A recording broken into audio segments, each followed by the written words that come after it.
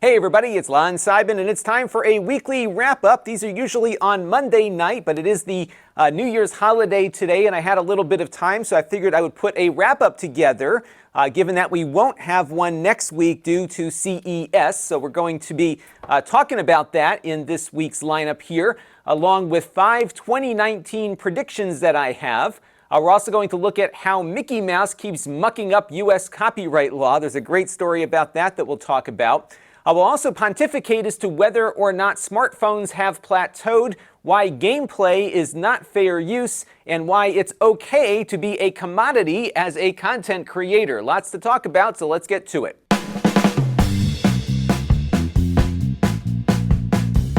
And I want to begin this week by thanking our newest supporters here on the channel, including Anuj Zaveri, who gave a gold level contribution. And then on Patreon, we had Andrew B. and Roop Sakar. And then through my donor box page, we had Jack Carr and Hubert Banis. I want to thank everyone who contributed this week, along with everyone who contributes on an ongoing basis, and everyone who watches on an ongoing basis too, because all of those things equal channel growth. And this week's wrap-up is sponsored by Plex, my favorite media serving application. And you might want to consider getting a Plex Pass if you want to get more out of Plex. You can do a lot with the free version of it. But if you want to do things like the DVR or syncing up your mobile devices for offline viewing or getting all of your Plex apps available to you for free, those are some of the things you can get from a Plex Pass subscription. You can also get access to parental restrictions and subtitle searches. And then whenever there are new features, you will get those before people on the free tier do. And there's always something to talk about with Plex Pass. And you can find it at the link you see there on screen. And then maybe you forgot to get a gift for somebody in your life. Well, you can go to the gift link here and give them a gift of a Plex Pass as well. So let's take a look at the week in review. And because I was on vacation last week, I didn't do anything on the extras channel, but we will have some stuff coming up a little later this week there. And then on the main channel, we had a couple of retro items. I did a couple of videos before I took my little vacation. So the first one was unboxing a Mac Plus. And as usual with my retro reviews here, something that I thought would be a very quick video to do right before I leave turned into a project that required me to stay up late and have to rejigger things because the Mac stopped working in the middle of the video. So the entire direction of that video changed from doing more with the actual physical hardware to showing you how to emulate the hardware that we took out of the box. It's likely very fixable. It's just a loose connection somewhere with the display, and I hope to get that going in the near future. You'll recall about a year or two ago, we did a retro review of the Apple IIgs that's back there, and its power supply blew out a capacitor right in the middle of that thing, and we had to do a similar switch to some other topic on that particular video. But nonetheless, a lot of you enjoyed that, so I was very happy to see that you did. And I also had a fun video with some Sega Genesis hardware I bought off of eBay recently. The reason why I bought this stuff is that in a few months, the new Analog Mega SG console is coming out. This is an FPGA-based Sega Genesis clone console, very similar to what they've done now with the Super Nintendo and the original NES. And the new console they're making is going to work with the Sega CD, but I didn't own a Sega CD in standalone form, so I had to go out and get one. And as it turns out, the console that I got ended up having a Sega Genesis Model 2 and a 32X included in the batch, and the 32X was better than the one I had. It had a much cleaner image. So that led me down a rabbit hole, and I went out and bought some of these RetroVision component cables that cost about 70 bucks, and then I spent another 100 bucks on this little device called the RetroTink that I detailed in the video, and I plugged all this stuff into my 4K television upstairs, my OLED set. And I'll tell you what, it looked great, and there was very minimal input latency as a result as well. So if you've been waiting for that Analog SG console to come out and just can't wait anymore, you can actually take out the original hardware and get a very good image on your television. It will vary based on how well your TV can upscale from 480p, but I was really pleased with how it looked on my television, and you can see more about this project in the video playlist that I have down in the description.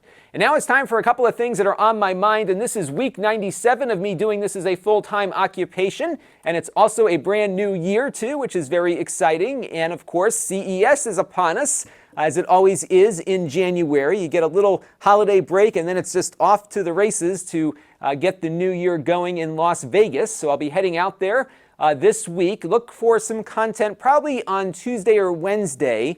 And then I'll have at least 3 different dispatch videos. We're going to have one from Pepcom, which is a great event where they take a whole bunch of different companies and put them in a room, and we can run from table to table and see a whole bunch of them.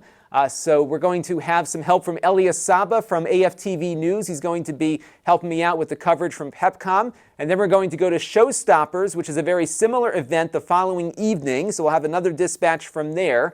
And then we're going to spend a day walking around something called Eureka Park, which I mentioned last week. This is where all the scrappy startups are. So we'll take a look at some of the lesser known companies that don't have all the PR and advertising budgets to attract the media. We're going to go out and find them and see what we can get there. We've always had good luck at Eureka Park, and hopefully that good luck will continue. And then we'll have our annual interview with Silicon Dust, the makers of the HD Home Run. So I know a lot of you have some questions for them, so leave me those questions down in the comments, and we'll be sure to ask them at the interview happening next week. So let's move on now to my 2019 predictions, and we'll come back to this topic in a year and see if I was correct or not. I want to begin with gaming PCs. I do think this will be the year we'll get gaming PCs that perform better than most consoles that should cost around $500 or so. I believe it'll probably be powered by AMD processors, and we're going to start seeing these things coming down in price to a point where you'll have a real decision to make between maybe getting that 4K game console or getting a gaming PC that might give you a little bit more freedom and flexibility. I think we're at that point. We've been getting very, very close. Of course, you can piece things together with some used hardware now to hit that price point, but I think for new stuff, out-of-the-box kind of solutions, I think we're going to see that this year. And I think related to that, we're going to see a merger of some kind between the Xbox world and the Windows 10 world. Microsoft has been hinting at this through some of their game releases, and we've been seeing that through some of their E3 videos where games are released on Windows 10 and Xbox simultaneously. I think that's going to continue. I think they will likely offer this as an incentive to get people to start buying their games through the Windows Store so that they can start playing on their PC and then go to their Xbox when they get home. I see this really happening with more developers at some point, just because the gaming PC market is a real growth area, not only for Microsoft, but for the companies that make gaming PCs and the hardware that those of us who build PCs use to make our own computers. And this is too lucrative of a market for Microsoft to not give it a lot of attention. And now that we're seeing some competition between Epic and Valve for game distribution, there's no reason to think Microsoft won't want to get into this as well, because this is a multi-billion-dollar industry that Microsoft can earn additional revenue for just by sending bits down the wire, and they'd be crazy not to take advantage of it. So let's look for that grand merger happening at some point in the next year. VR is something that I think is going to continue its consumer market decline, but I do see growth in commercial applications. We're seeing that with HTC's products. They're really focusing more on commercial uses of their VR technology. Oculus is still trying to focus on consumers. They've got a new higher-powered standalone device that might move the needle a little bit, but I still don't think we're quite there yet on the consumer side. And it's really disappointing, too, because VR is just so good, and it's unfortunate that they haven't yet cracked the code of what consumers are looking for, and it's likely they never will get there, but there is a lot more money to be made, again, on the commercial side of things, and I think that's where we're going to see VR really develop over the next 2 or 3 years. Maybe at some point we'll see more consumer adoption of this, but even the PlayStation VR, which is the market leader, doesn't have a lot of installed units as compared to all of the PlayStation consoles that are out there. So unfortunately, I don't think 2019 is going to be the year of VR. We'll have to wait a few more years to finally get the holodeck, I guess. Another thing that I think is going to happen is that Apple will likely release a 12-inch ARM-powered MacBook that will run Mac OS. It'll be running with an iPad processor, essentially, but you'll be able to run your Mac applications on it. Apple has been very clear that their MacBooks are computers, their iPads are tablets. This won't be some kind of two-in-one device. I think it'll just be the MacBook we all know, powered by an ARM processor that will likely perform better than the Intel version at specific tasks like photo and video editing, and will likely get a lot more battery life as well. Apple's been very good at switching their systems from one processor to another. They've done it now, I think, at least 3 times in the history of the company. They went from Motorola 68,000 processors to PowerPC. Then they went from PowerPC to Intel. It's definitely not out of the realm of possibility that they will do the same here on ARM, especially given they are making their own chips now and they have a lot of experience with these ARM processors on the iOS side. And speaking of new chips, I also predict that we might see something new from NVIDIA that might also give us something new from Nintendo. The Nintendo Switch, of course, has been a crazy success for both companies. For NVIDIA especially, because they have not been providing GPUs to the other console makers. Both Microsoft and Sony use AMD processors on their game consoles, and the Switch, of course, uses the same chip that is in the NVIDIA Shield TV. And don't forget, the Shield TV has been around for almost 4 years now, so that chipset is getting a bit long in the tooth. There's no doubt in my mind that they've been working on something new in their labs to better what they've been able to get out of that essentially mobile processor, and I think this will probably be the year we'll see something. Maybe we'll see a new Shield at CES. I hope we do, because I haven't seen much from them hardware-wise over the last year or so, and if we do see that, there's no doubt we'll probably see an upgraded Switch sometime thereafter, and I'm sure that they've learned a lot from this partnership about what game developers are looking for, and it's clear that Nintendo won't have this be the sole hardware moving forward. And I think what they'll do is likely adopt the same strategy that Microsoft and Sony have done, which is have the same software platform but provide an upgraded experience for people that have the faster hardware. Now, Nintendo denies that there's a new console in the works, but they made that denial in the middle of the holiday shopping season, and I don't think they wanted to cannibalize their sales by announcing a new console that might be out sometime in the coming year. So I do think it'll happen, especially if that chip is announced, and we'll see if my predictions here hold up when we revisit this topic in a year. I put something into my task manager so that when we get to December of 2019, we'll take a look back and see how many of these things I got right. I got a good feeling about this set of 5, but who knows? Let me know what you thought down in the comments below. And now it's time for some things in the news that caught my eye, and this story in the Smithsonian was fascinating about U.S. copyright law. So for the first time in 20 years, we're going to see some copyrighted works enter the public domain. Basically, any works that were produced in 1923 are in the public domain as of today. So you can go download some album that was made in 1923 and put it on your YouTube channel or republish it, whatever you want to do. That stuff now belongs to everyone, not just the original creators of that work. It's based on how copyright law existed at the time that those works were created, and that stuff is now out there. But the last time things got released to the public domain was actually 20 years ago. So in 1998, works from 1922 entered the public domain. And you would think that every year after that we should see things happen, and that was how it was supposed to work. But of course, the mouse got involved, Mickey Mouse, because Disney, a very large entertainment corporation that's even larger today than it was 20 years ago, is very concerned that Mickey Mouse is nearing that point in which he may become part of the public domain and no longer exclusively under Disney's control. And what happened was they got behind the Sonny Bono Copyright Term Extension Act, again in 1998, that made some changes to copyright law. The first thing is that it adjusted a 1976 copyright law to extend how long a work is copyrighted for. Now, initially, there was just a time stamp on the life of the author plus a certain number of years. They extended that number of year extension from 50 years to 75 years in that Extension Act. They also said that works of corporate authorship will enjoy a 120-year copyright. So if, for example, Disney makes some new intellectual property as of 1998 moving forward, that will have a 120-year copyright before it enters public domain. So if you are a corporation, you get a longer length of copyright perhaps than you would based on the lifespan of the author. And the Sonny Bono Act also changed how older content would be released to the public domain. So for things made before 1978, it used to be that you had 75 years from the time the item was first published.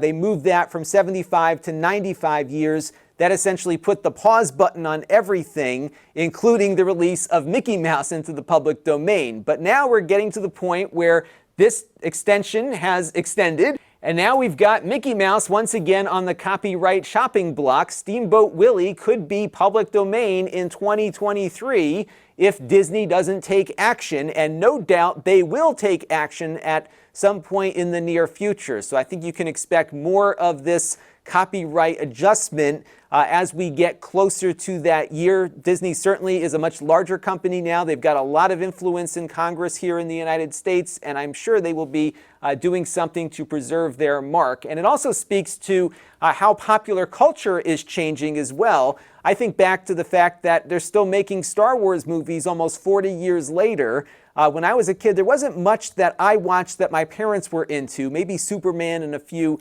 comic books and whatnot. But generally, things were new to us in the 70s and 80s, I think, more so than we're seeing today, which is mostly rehashing old IP.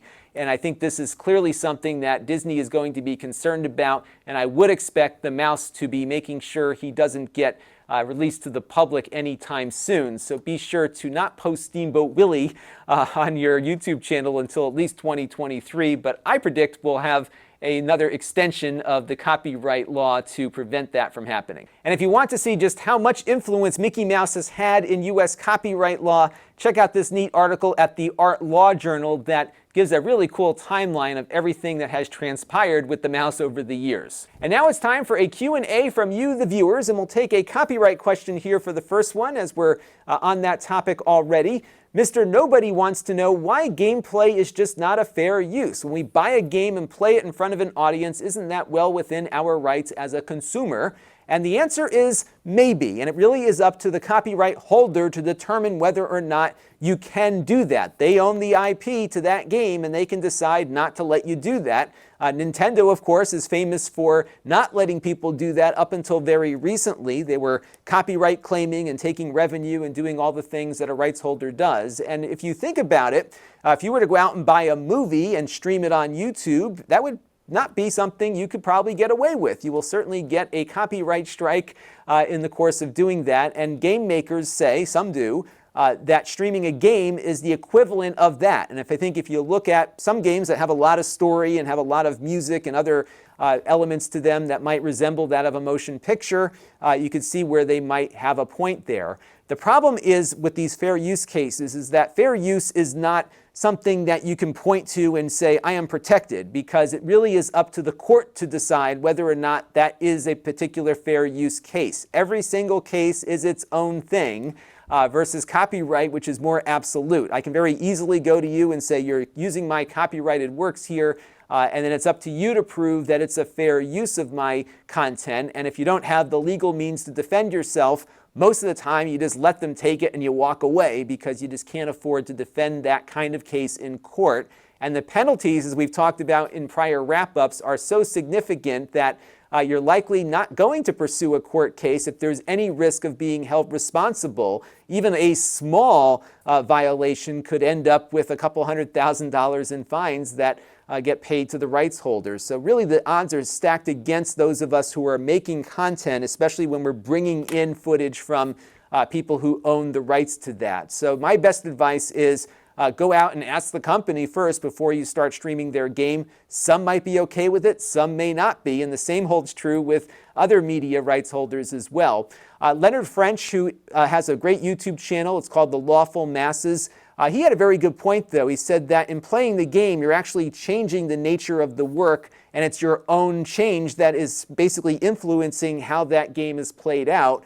But again, I don't think there has been a lot of case law to make that argument to the point where you'd have some precedent to be able to defend yourself. So I think we'd have to wait for some really big lawsuit to go perhaps as far as the Supreme Court to make some determination as to how fair use works now in this modern media era with modern media like an interactive game.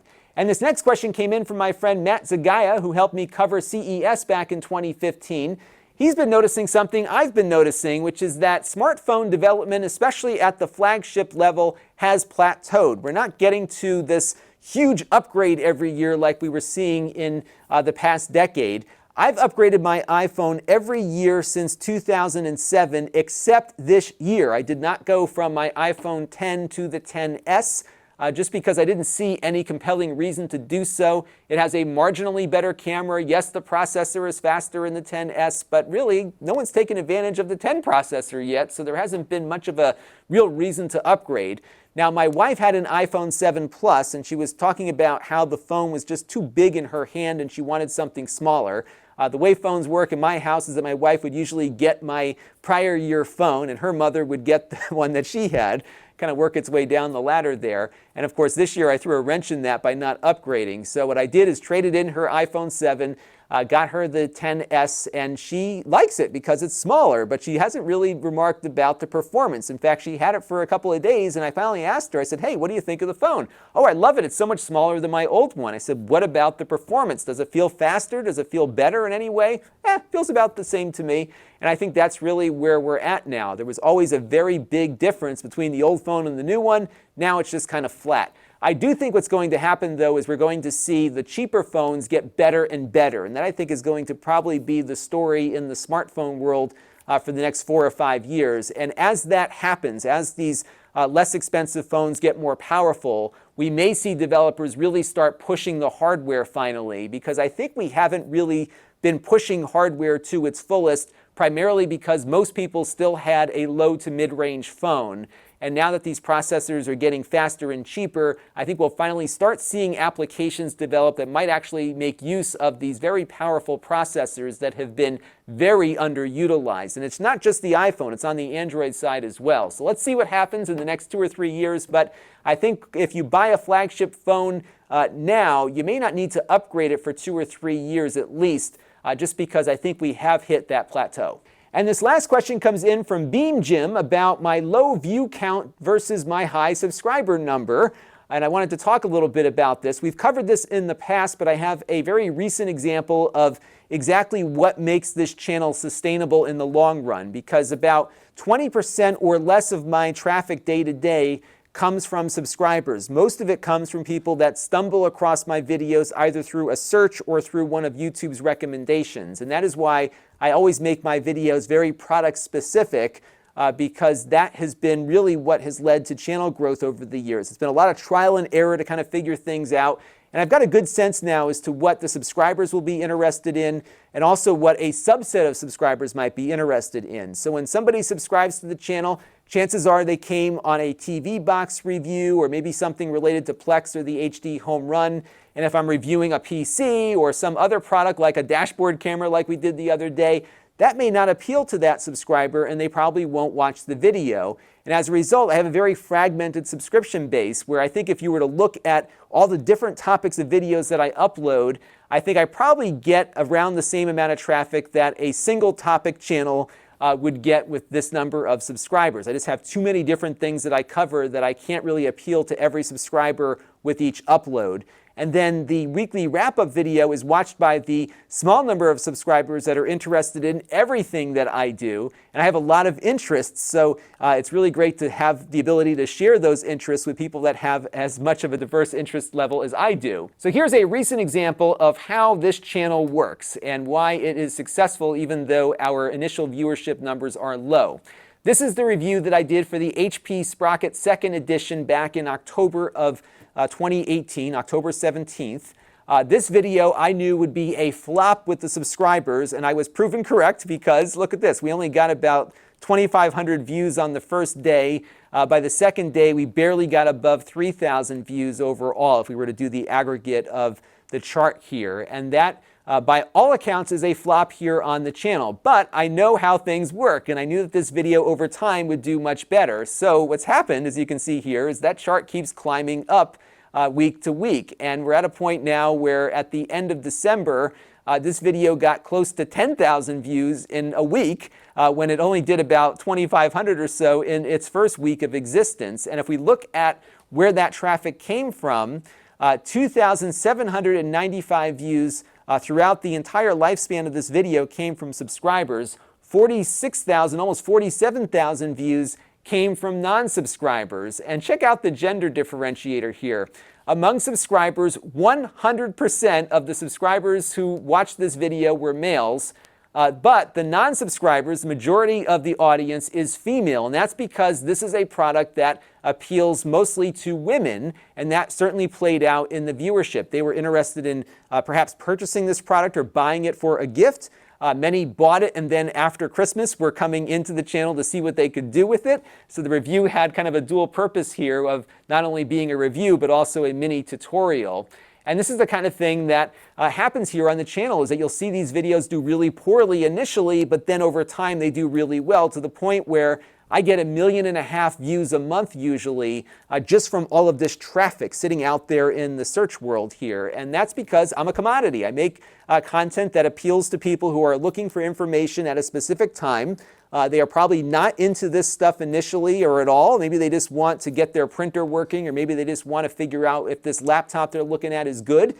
And after that, they don't need me again, so they don't subscribe and they disappear, and that's okay. And I think that's one of the things that you should be thinking about as a content creator, which is you don't have to become a star to be successful. You can live in this commoditized world where you're providing information to people when they're looking for it, produce a quality product, and if you serve that individual's need, the algorithm, the master computer that controls my fate, will reward you with putting you in front of more people who are looking for similar things in the future. And that is exactly what's happening here. Now, what's been fun doing this for the last 6 years or so is that I've developed a real good feel for what will work in different scenarios. So I know what's going to work for subscribers for the most part. I know what's going to work well long-term on the commodities market, essentially. And I also know what platforms might be better for certain things. I've been posting up on Amazon's video shorts, and a lot of the things that don't always do well on my YouTube channel do very well there because they have a lot of traffic coming into those product pages, and I'm sitting right there above the review area. So I've been really, again, experimenting and trying different things and looking at the data to determine exactly what I am as a channel and what will succeed as a video. And that's been a lot of the fun in doing this job, is that you have so much feedback to really make good decisions once you get a good gut feel as to what content works and where. So don't worry, nothing's changing this year. I'm going to be doing more of the same. Hopefully you enjoy what I'm doing, and I really appreciate everyone who tunes in, especially those of you who subscribe and watch this video in particular, because believe it or not, I probably spend more time on the wrap-up each week than I do on some of my review videos, just because I like to provide enough for those of you who really do watch things that I do that you may not be interested in, and for that I thank you very much. And now it's time for my pick of the week this week, and I've been having a lot of fun playing Mega Man 11 on my Nintendo Switch. I bought the physical copy during the Black Friday sales that were going on with Amazon, and I finally got some time to play it while I was relaxing. And this was a really challenging game. In fact, I still haven't gotten by the first level, but I've been really enjoying the experience. It's a great update on the Mega Man model. It's made by Capcom, of course, so it's got that level of quality to it. And this was just an awesome sequel that reminds me a lot of the original Mega Man games I played, geez, almost 30 years ago, with a modern look and feel to it. And if you haven't played this game, definitely give it a shot, especially if you like the original Mega Man. It is difficult, but there are some things that make it a little less so. You can, buy yourself more one-ups, essentially, more lives, not through in-app purchases, but through their little currency within the game that you can pick up as you're running around, and lots of neat little upgrades to the Mega Man model here that work really well, and I've been just having a blast with it. So check out Mega Man 11. I think it's like 25 bucks on Amazon right now. This week on the channel, we of course are traveling to CES, but I do have a couple of things ready to go. We're going to get a review up of the Y7000P laptop that I've been teasing about. I wanted to hold this one till this week just in case I got caught behind on production. I'm also going to do something on these UFS-2 SD cards. I got in this card to review through the Amazon Vine program the other day. It's a ruggedized Sony card, and it supports the UFS-2 standard, so it's a little faster than other SD cards might be. So we'll kind of do an update to my SD card video I did a few years ago with this new technology. It looks a little different, but it still works the same, but it is faster, so we'll talk about that. I'm also hopefully going to get to my single drive Synology review this week as well. That is on the docket, and if I can get these two things shot here, I will be very happy flying off to Vegas, so I'll have enough to keep you all interested until those dispatches show up. So stay tuned. Lots of stuff to come up in the week ahead here. Now, if you want to support the channel, you can. You can go to Lon.TV/support and make a one-time or monthly contribution to the channel. We also have our ongoing relationship with Plex, where if you sign up for a free Plex account, no credit card required, we get a small commission for that. You can get a slightly larger commission delivered to the channel if you do that Plex Pass or the Plex gift that we mentioned at the outset. We also have other channels that I appear on, including my Extras channel for unboxings and supplementary content. We also have my podcast feed, which is an audio version of this show and the interviews that I do from time to time. We then have my Snippets channel, which is a stripped-down version of the weekly wrap-up show. We take each topic and upload them separately every week, and that's an easy way to share some of the things you might have learned from this show with your friends. And you can also look at my live stream archive at Lon.TV/livestreams, which I hope to do more of after I get back from CES. If you want to be notified every time I do something, you can click the bell, and that will let you know when I've got something going on here on the channel. We also have ways to engage with the channel through my email list at Lon.TV/email. My Facebook page is at Lon.TV/Facebook. My Facebook group, which is now over 500 members now, I think, is at Lon.TV/Facebook group, a great way to interact with me and other fans of the show. And then we have my store at Lon.TV/store, where we sell things that I've previously reviewed here on the channel, things that I've purchased. And you can get an alert every time I've got something going on in that store at Lon.TV/store alert. I likely won't have anything up there until CES is over with, but if I do find time, you might see a few things pop up. And again, I send out an email every time I update the inventory on the store, so definitely don't miss out on that. And that is going to do it for this week's weekly wrap-up. Again, there will not be a wrap-up at its usual time next week. So Monday, there will be no wrap-up, but we'll have, of course, the dispatches appearing throughout the week. And then when I get back, the following Monday, we'll be back on our usual schedule, which is a great thing because the holidays certainly are a disruption. And then, of course, CES disrupts things. So I'm looking forward to getting back into my routine when I get back from that trip. Until next time, this is Lon Seidman. Thanks for watching. This channel is brought to you by the Lon.TV supporters, including gold level supporters Chris Allegretta, the Four Guys with Quarters podcast, Tom Albrecht, and Kalyan Kumar.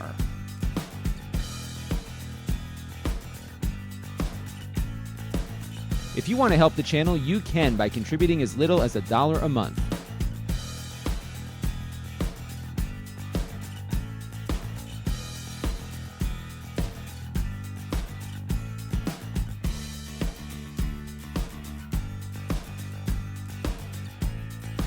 Head over to Lon.TV/support to learn more.